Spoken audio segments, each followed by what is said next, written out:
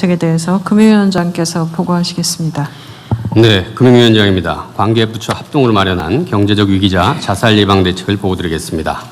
경제적 문제가 원인인 자살자 수와 비중이 지난 10년간 계속 증가 추세입니다.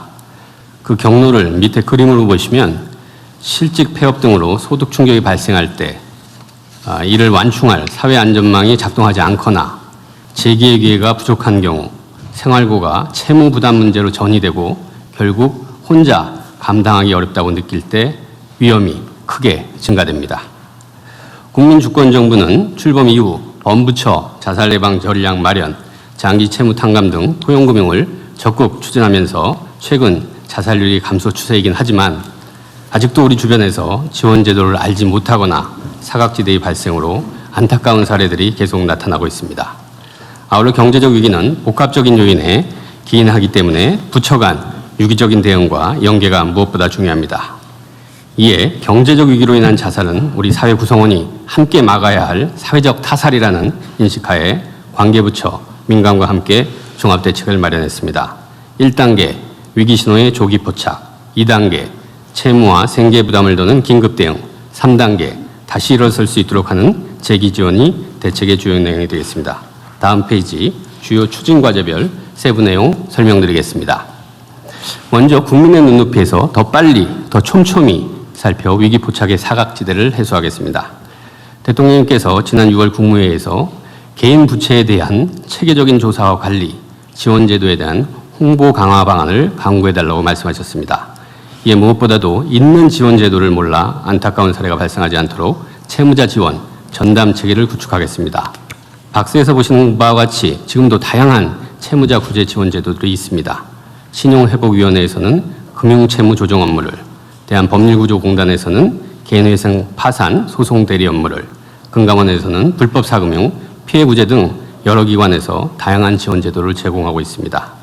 그렇지만 빚에 시달리고 계신 분들 입장에서는 여전히 멀고 불편합니다.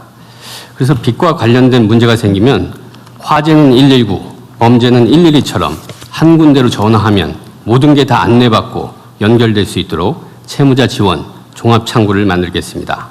지금의 신용회복위원회가 그 역할을 수행합니다.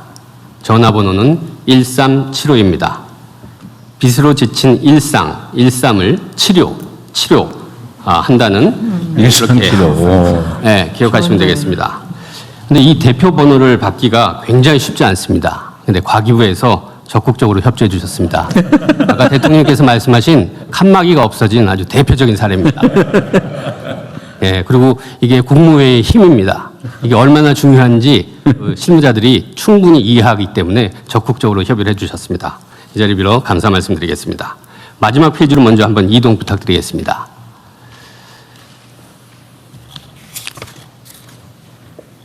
예, 더 뒤로 맨 마지막 페이지. 네. 보시면 이제 1375 하면 신보기가 제공할 채무자 유형별 종합상담 내용과 프로세스입니다. 단순 채무 상담부터 금융채무 조정, 개인회상 파산 신청 지원, 불법 사금융 피해 상담까지 한 번에 모두 안내해드리고 연결해드리겠습니다. 다시 이 페이지로 돌아가겠습니다.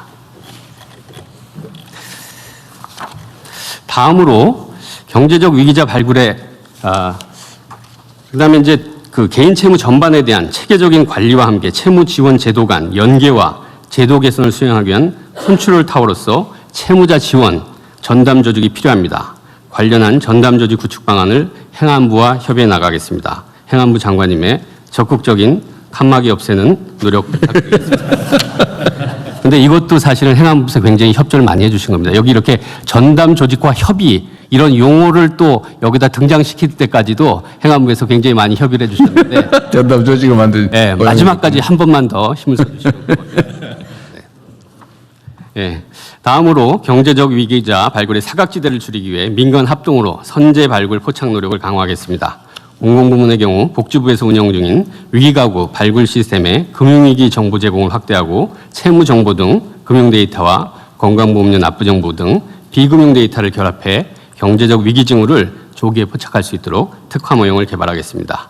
아울러 주민실정을 제일 잘 아시는 이 통장님들과 지방정부에서 운영하는 금융복지상담센터 등 지역사회와도 함께 힘을 모으겠습니다. 민관 협업의 일환으로 금융회사들이 금융의 현장에서 파악할 수 있는 위기 신호들을 활용해 자살 고위험군을 조기에 발견하고 보호하도록 하겠습니다. 다음 페이지입니다. 이제 두 번째로는 채무의 짐을 덜어드리는 고통경감 긴급 대응입니다. 장기 연체자분들의 말씀이 추심에 시달리다 보면 하루하루가 지옥이라고 하십니다. 이러한 문제 해결을 위해 국민주권정부는 사람 살리는 포용금융을 강력하게 추진해오고 있습니다. 박스에서 보시는 바와 같이 7년 이상 장기 연체 채권을 신속하고 과감하게 정리해서 89만 명의 장기 연체자가 현재까지 추심의 고통에서 벗어났고, 금융권 연체 채권 관리 혁신, 정책 서민금융 금리 인하와 공급 확대, 이자율 60% 초과, 반사회적 불법 사채, 원천 무효화, 불법 사금융, 원스톱 피해 지원 등 다양한 조치들을 지금 해오고 있고, 더 나아가서 포용금융 전략 추진단 운영을 통해 보다 근본적이고 항구적인 제도 개편을 추진 중입니다. 추가적으로 과도한 채무 부담 완화를 위해서 금융채무의 경우 상록수 등 유동화 전문회사, 공공기관 연체 채권, 대부업권 보유 채권 등 장기 채무 조정에 사각지대를 해소해 나가겠습니다. 그리고 개인회생과 파산제도를 이용하시는 분들은 위해서 현재 신청인이 어떻게 해야 되냐면 부채가 있는 모든 금융기관들을 일일이 다 찾아다니면서 부채증명서를 떼야 됩니다. 시간은 물론 금전적으로도 어려우신 분들이 더 어렵게 만드는 이런 문제 해결하겠습니다. 부채증명서를 통합해서 한 번에 발급받을 수 있는 시스템을 마련하겠습니다. 더 나아가서 아예 법원으로 바로 전송될 수 있는 그런 시스템까지 발전시키겠습니다. 기초수급자 등 취약 채무자의 신속한 파산과 면책을 돕는 신속면책제도 협약법원과 채무자 지원센터들도 지역별로 더 추가해 나가겠습니다. 복지부에서는 자살유족 대상 원스톱 지원 사업을 전국 단위로 확대하고 긴급복지 지원 요건의 위기 사유를 확대하는 등 충격 완충을 위한 긴급 지원 체계를 강화합니다. 불법 사금융과 금융사기 등 금융범죄에 대해서는 범죄 수단과 경로에 대한 전방위적 차단 및 원스톱 지원 체계를 통해 철저히 예방하고 확실히 보호하도록 하겠습니다. 다음 페이지입니다. 마지막 추진 과제로 다시 일어설 수 있도록 재기 지원에도 만전을 기하겠습니다. 박스에서 보시는 것처럼 금융위는 돈만 빌려주는 데서 끝나지 않고 서민 취약계층의 재기 지원과 상환능력 제고까지도 포용금융의 역할이라는 인식하에 금융과 고용, 복지 서비스 등을 원스톱으로 연계하는 복합 지원을 24년부터 제공하고 있습니다. 거기 작은 글씨를 보시면 40대 A씨 같은 경우 과다 채무와 대인기 피로 은둔해 있다가 복합 지원을 통해 심리 안정 프로그램, 대출 지원, 기초수급자 선정, 취업 지원 제도까지 받으셔서 정상적인 경제 활동으로 복귀하실 수 있었습니다. 여기에 더해 금융 취약계층에게는 민간 협업으로 복합 지원 연계자에 대한 특화 금융 상품, 무료 상생보험 제공 등을 추진하겠습니다. 월 250만 원까지는 압류로부터 자동 보호되는 생계비 계좌 제도의 편의성을 높여나가겠습니다. 노동부는 구직단년 청년과 중장년의 재취업 활성화를 위한 일자리 지원을 강화하겠습니다. 중기부는 지난 3월부터 은행권과 함께 위기 소상공인 조기 발굴 체계를 구축해서 선제 안내 시스템을 가동 중입니다. 정신건강 우려자에 대해서는 복지부에서 운영 중인 정신건강센터 등을 포함해서 연결 채널을 확대해가고 있습니다. 아울러 금융권에서 시행하고 있는 경제적 위기자 지원을 위한 다양한 지원 사업들, 예를 들어 KB 희망센터의 마음돌봄 상담 서비스 등 관련 사업을 대상자들께서 한눈에 보고 쉽게 이용하실 수 있도록 홍보도 강화하고 내용도 확대해 나가겠습니다. 대통령께서 늘상 강조하시는 바와 같이 국민 누구도 빚 때문에 삶을 포기하지 않는 목숨을 살리는 대한민국을 실현하기 위해서 몰라서 못 받는 지원 업계에 먼저 찾아가고 끊겨서 놓치는 지원 업계에 유기적으로 연계하고 다시 일어설 때까지 끝까지 손잡아주는 그런 정부가 될 수 있도록 관계부처와 함께 더 꾸준하게 더 세심하게 챙기도록 하겠습니다. 이상 보고 마치겠습니다. 준비를 아주 열심히 잘하셨네요. 근데 제가 이걸 보면서 생각이 하나 났는데 정말로 빨리 인공지능을 도입해야 되겠다는 생각이 들었어요. 네, 지금 말씀하신 것처럼 사실 데이터 부처 간의 연계랑 그리고 기술을 좀 넣어서 유형화하고 지난번 첫 번째 주신 숙제를 좀 더 하면 이 부분에서는 지금 금융위원장 말씀하신 것만으로도 지금 실제로 경제적 요인으로 인한 자살 숫자는 좀 줄어들고 있는 상황이긴 합니다. 그래서 이 부분에는 저는 정말 속도를 엄청 많이 내야 된다고 생각합니다. 자, 이게 며칠 전에도 무슨 가족들 다 집단 자살을 했다는 보도를 봤는데, 근데 그것도 먹고 사는 문제 때문에 그랬다는 거고, 빚 때문에 그랬다, 뭐 그런 내용이 있더라고요. 근데 이게 분명한 사실은 우리 대한민국의 현재 수준이 빚 때문에 아이들 끌어안고 죽어야 될 정도로 그렇게 나쁘지는 않습니다. 그러니까 뭐 여러 가지 원인으로 빚이 생기가 어렵겠지만 일단 빚에 관한 문제는 내가 정말 죽을 정도로 못 갚을 상황이다라고 하면 현재 법 제도상으로 파산 면책이나 뭐 회생 신청 이런 거 하면 다 면제해 드려요. 빚 없애줄 수 있습니다. 뭐 못 갚을 상황인 빚 이런 거는 현재 법원에 몇 번 왔다 갔다 하는 불편함만 감수하면 거의 대부분 다 감해줍니다. 아니, 없애주고. 죽을 이유가 없어요. 그리고, 어린 아이들 끌어안고 죽고, 이런 건, 그건 살인행위입니다. 그 아이들이 자기 물건이 아니잖아요. 그 아이들의 삶도 있는 건데. 그 아이들도 지금 현재 예를 들면 복지제도상으로는 얼마든지 다 지원받으면서 교육받고 살아갈 수 있거든요. 꼭 애들 같이 죽고 그러면 안 됩니다. 그리고 또 지원제도도 지금 많이 있어서 예를 들면 뭐 급하면 긴급생계 지원 이런 것도 몇백만 원씩 해주잖아요. 지금 있잖아요. 그런 제도. 나 지금 정말 죽을 지경이다. 라고 하면 아무것도 없다. 때거리 없다. 이러면 그거 다 긴급지원제도로 300만 원인가 500만 원 주게 돼 있지 원래. 의료비 지원은 300만 원이고요. 의료비, 생계급여는 가구수도 좀 다르긴 한데 한 80에서 한 200 가까이. 예. 그리고 뭐 가구수에 따라서 좀 왜 정말 상태가 어려우면 뭐 복지급여 대상자가 될 수도 있는 네, 거죠. 긴급 생계 지원, 긴급 의료 지원 다 가능합니다. 그러니까 빚이 있어서 앞으로 못 살겠다 평생 안 그래도 된다니까요. 이런 면책 제도들이 다 있다고요.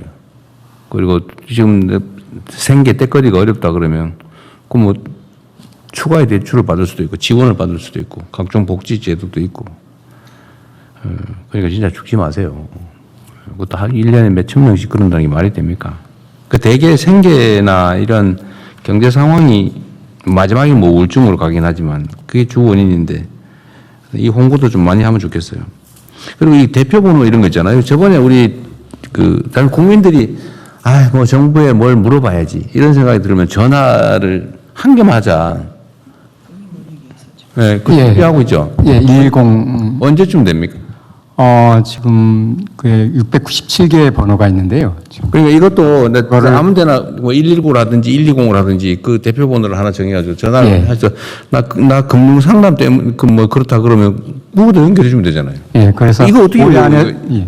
1375 좋은 생각이긴 한데 1375, 1287, 뭐 1365 뭐 너무 많아가지고 이거 외울 수가 없어요. 지금은 8개 번호인데요. 그래도 한 490만 명께서 여기 연락을 하고 계십니다. 아, 그래요? 워낙 이 채무 문제는 심각하기 때문에 그리고 그리고 내용도 또- 많이 알려져서 전화는 잘 돼요? 네네. 전화하면 뭐 통화 중이고 이래가지고 화나게 하면 안 되는데. 이게 그래서 제일 그 우수한 걸로 어쨌든 네네. 그것도 하고 사실 더 다음 단계는 그거다 물어볼 게 아니고 인공지능한테 물어보면 되거든요. 예를 들면 그 핸드폰에다가 이렇게 내가 지금 힘들어 죽겠는데 이거 뭐 어떻게 방법이 없겠냐? 그러면 이렇게 하면 됩니다라고 말로 쫙 설명해 주고 지금 얼마든지 가능할 것 같아요. 또 빨리 좀 만들면 좋겠고요. 그리고 이게 모르는 경우가 너무 많은데 요즘 더 젊은이들이 어려우니까 그 뭐 50만 원어치 상품권 해가지고 300만 원 갚고 막 그런 거 하고 있잖아요, 아직도. 근데 이게 다 불법이고 안 갚아도 됩니다. 우리 그 이용하는 분들한테 제가 홍보 삼아 한 번 더 말씀을 드리면 예를 들면 50만 원 빌린데 선이자 뭐 10몇만 원, 20만 원 떼고 30만 원 주고 뭐 석 달 후에 뭐 100만 원 갚고 이거 다 무효예요. 그러니까 내가 내 손에 쥔 돈의 연간 20%를 초과하는 돈을 주기로 약속하면 원금까지 안 갚아도 됩니다. 지금 그렇게 돼 있죠. 3배. 3배면 원금은 안 갚아도 된다. 연간 60%가 넘으면 그러니까 내가 어째 30만 원을 받았는데 연간 계산해가지고 6만 원, 12만 원 이상을 갚기로 약속이 돼 있으면 그 원금까지 안 갚아도 되는 거예요. 현행 법률상 그렇죠. 그리고 20%를 초과하는 건 이자는 아예 안 내도 되는 거고. 현재 법이 그래요. 그리고 현재 이거 돈 이렇게 이자 너무 과도하게 빌려주는 거 처벌 조항이 지금 대부업법 위반으로만 처벌하죠. 이자율이 60% 넘었다, 3배를 넘었다. 법정 이자에 5배 넘으면 형사처벌하고 하는 이런 조항은 없죠. 제가 당에 있을 때 이건 20% 넘으면은 이자 무효, 3배 넘으면은 원금 무효, 5번 넘으면 형사처벌 이렇게 하자고 했는데 형사처벌 조항은 결국 못 만들었어요. 그것도 처벌해야 될 것 같아요. 이게 지금도 원금도 무효라고 했는데도 불구하고 지금 계속 한다는 거 아닙니까? 처벌해야 될 것 같아요. 이거 한번 법무부에서 검토를 한번 해보십시오. 그러니까 들어가겠습니다. 지금 20% 넘으면 이자 안 내도 되고 안 줘도 되고 이자 무효. 이자가 60%를 넘는다라고 하면 원금까지 안 줘도 되고 안 갚아도 되고. 근데도 계속 한다고 하니까 사실상 압박하는 거잖아요. 예, 그럼 뭐 한 5배 약탈적 넘으면은 그, 예. 형벌을 가하는 걸로. 그거 한번 검토. 예, 여튼 여러 유형 검토하겠습니다. 네. 그리고 생계비 계좌도 매우 중요한데 이게 빚쟁이가 되면 계좌를 틀 수 없다는 게 상식이잖아요. 근데 지금 법을 어쨌든 새로 만들어서 신고대 한계 계좌는 250만 원까지는 압류되지 않는다. 라는 거잖아요. 이것도 모르는 분이 많아요. 그러니까 250만 원까지 이게 한 달 생계비를 받을 수 있는, 입금 받을 수 있는 정도인데 하여튼 250만 원까지는 압류가 안 된다. 300만 원이 넘으면 50만 원밖에 압류가 안 된다. 이 250만 원 보호가 되니까 250만 원 넣었다 빼고 250만 원 다시 넣고 해도 압류 안 당한다 그 말이에요. 그죠? 지금 최근에 저 통계 보니까 한 28만 계좌가 벌써 그래요? 예, 신규로 개설됐습니다. 생계비 압류 금지 계좌. 이거 아무나 하나는 해주는 거잖아요. 네, 맞습니다. 아무나? 네, 네. 대통령님 이 지원 방안 관련해서 하나 좀 빠져 있는 게 대통령이 네. 말씀하신 대로 법원 쪽 일입니다. 면책, 이제 파산하고 회생할 때 사실 자살자 상황까지 가려면 사실 제일 중요한 게 회생 파산인데 이것도 파산 면책이지. 파산 면책인데 이 서울회생법원은 실무준칙이 있어서 이게 24개월까지 면책 특례를 해주고 뭐 36개월까지 안 해도 됩니다. 근데 서울회생법원만 그렇고 다른 회생법원은 또 차이가 있습니다. 그러니까 회생도 지금 지역 간 격차가 있거든요. 이건 법원의 문제이긴 한데 그것도 좀 조정해야 되고 이 특례가 또 30세까지만 돼 있습니다. 청년이. 청년 우리 뭐 법에는 청년 34세까지 돼 있는데 그래서 이런 것도 좀 조정하고 그래서 법원 문제 제일 중요한 게 사실 회생 파산이니까 면책 기간 이 제도들을 좀 대화를 해서 좀 그러면요. 조정을 해야 됩니다. 이렇게 하시죠. 일단은 기준이 전국적으로 다른 거는 그 일단 당장 문제니까 회생 파산에 관한 법률의 취지에 반하지 않으면 일정한 기준을 정해 줄 수는 있을 것 같아요. 그래서 그걸 시행령으로 하든지 해서 좀 아니면 법원에 규칙을 만들든지 양형 규정처럼 이제 준칙이 다른 건데요. 그 법원하고 대화. 그거를 법원하고 좀 협의를 좀 해가지고 하든지 아니면 우리가 아예 시행령으로 만들든지 두 가지 검토해 보시고요. 지금도 면책이 좀 까다로운 게 있는가 본데 사실은 빚쟁이가 됐는데 죽을 정도로 결정할 정도면 못 갚는 사람이거든요. 그걸 아무리 쪼여본들 돈이 나오겠냐고요. 그건 차라리 면책해 주는 게 맞거든요. 지금은 채무 원인을 따져가지고 면책 여부에 약간 영향을 주는 것 같은데 만약에 이게 법률상의 제한이라면 갚을 수 없는 사람은 면책을 해주는 게 맞죠. 너 옛날에 그 돈 빌려가지고 낭비했으니까 면책 안 해줘. 막 혹시라도 이렇게 하는 이건 문제거든요. 근데 그렇게 하지는 않는 것 같던데. 그것도 법무부가 하든지 아니면 어디 경제부처가 금융위가 하든지 면책을 좀 이렇게 근데 면책 기준은 법원에서 쉽게 할 수 있게 법원이 재량으로 하다 보니까 그 문제가 있는 것 같아요. 네. 그러니까 면책 기준을 입법하는 걸 한번 검토해 보십시오. 재정경제부가 하는 게 좋을 것 같습니다. 책임구 하실래요? 재경부 하면 채권자 입장을 자꾸 드는 거 아닌가? 아닙니다. 금융위가 해야 채무자 쪽 사고를 하지 않, 채무자적 사고를 하지 않을까요? 우리 같이 하십시오. 네네. 보겠습니다. 저희들 같은 경우는 그래서 이제 그 신용회복위원회에서 자기들이 기초생보자 같은 경우는 조사자를 다 만들어줍니다. 그래서 그걸 넘기면 그 법원에서 받을 때 그건 완전히 신속 면책으로 바로 이어질 수 있도록 그렇게 하고 있습니다. 야간에 우리 국민들께서 잘 모르기도 하고 특히 이제 형편 어렵고 이러면 점점 이제 이런 정보가 부족하거든요. 근데 이거를 정보 접근이 좀 쉽게 하는 거, 또 필요하면 예를 들면 아무데나 전화기 대고 물어볼 수 있게. 그 우리가 원래 그거 하기로 했잖아요. 전화기의 최저 통신은 보장하기로 했잖아요. 이거는 아무 때나 전화 안 끊기게 해가지고 이 정도는 쓸 수 있게 해줘야 될 것 같은데, 하여튼 그럴 경우에 최종 결론은 좀 더 쉽게 면책할 수 있게. 또 대행, 예를 들면 이것 지금 면책 신청 이런 거 하려고 그러면 다 자기가 알아서 해야 되잖아요. 근데 이 법무사나 보통 그걸 통해서 하는데 거기도 뭐 100몇십만, 200만 원씩 내라고 그런다는 것 같아요. 250만 원, 300만 원을. 그 돈 내고 어떻게 해, 그걸? 그래서 지금 신보기에서도 신보기로 먼저 들어오면 그쪽으로 하는 게 적절하다 그러면 보내면서 저희들도 그 구조를 붙이고요. 법률구조공단에서도 이거 지원하는 제도가 좀 있고. 구조공단은 이거 좀 잘. 예, 지금 이게 저 전국에 올해 전주하고 제주까지 늘려갔고요. 예, 그 파산 면책할 수 있는 그 지역 거점을 갖다 대폭 늘려가고 있습니다. 네. 요즘 이게 홍보가 부족해갖고 지자체하고 좀 협업해갖고 예, 파산 그 면책되는 거에 대한 일반 국민들의 홍보를 강화하려고 하고 있습니다. 요새 뭐 저기 뭐야 현수막 뭐 이상한 것도 많이 달던데 그 저 현수막 홍보라도 한번 하시면. 알겠습니다. 아니 이 실제로 정말 심각하다니까요. 네. 이거를 빚쟁이인데 갚을 수 없는 능력이 없는 사람들 털어줘야 그 사람들이 정상 사회 활동으로 복귀를 해서 경제 활동을 한다고요.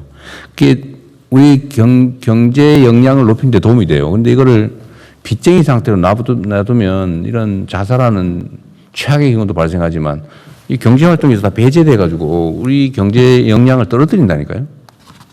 이건 개인을 위해서가 아니고 우리 국가 경제 전체를 위해서 털어줘야 됩니다. 그러니까 이거를 좀 더 신경 써가지고 제도도 잘 만드셨는데 근데 쉽게 면책될 수 있게 하고 또 그 접근도 쉽게 자기 돈 안 그래도 지금 먹고 살기 어려워가지고 지금 죽을 판인데 무슨 대행 비용 250만 원이 어디 있어요? 말이 안 되잖아요. 법률구조공단 가장 핵심 사업으로 저희 무료로 해줍니까? 예, 예, 100% 무료로 해줘요? 예, 그렇습니다. 아 인지대까지? 인지대 없는 거 아니에요? 거의 무료입니다. 지금 지난해 같은 경우는 한 2만 3천 명 이상 저희들이 처리를 했습니다. 여러분 우리나라 수준으로 그 다 해결해 주려면 1년에 한 100만 명씩은 해야 예, 예. 몇 년 동안 해야 뭐 좀 정리가 집중적으로 올해 이걸 좀 예산 부족하면 저 기획 예산처가 좀 더 어디 확보해 주는 방법을 강구해 보고요. 그럼 그 홍보를 좀 많이 하십시오. 근데 저도 그런 상담이 요즘에도 가끔 오거든요. 네. 면책하다 했는데 어디 법무사 사무실 갔더니 뭐 얼마 달라 그러는데 내가 그 돈이 어디 있냐.